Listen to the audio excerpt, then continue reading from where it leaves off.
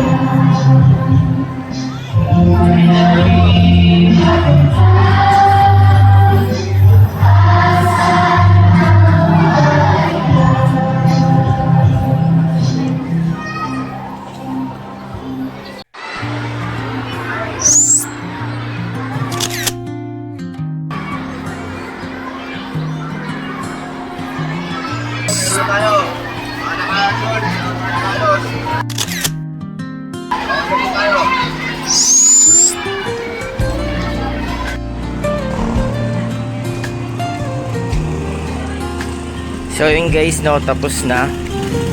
Pwede na tayong bumiyahe. Ayan. Panood na natin siya sa pagkumpas. Kasi sa akin lang kasi sa dami-dami ng estudyante, minsan lang mapipili yung anak mo para magkumpas dun sa harap sa flag ceremony. So isa ito sa mga memories niya paglaki niya makikita. And guys, yung mga treasure na hindi na may babalik sa pagdating ng panahon. So kailangan sinesave keep natin yung masaya at saka mga memorable na yan.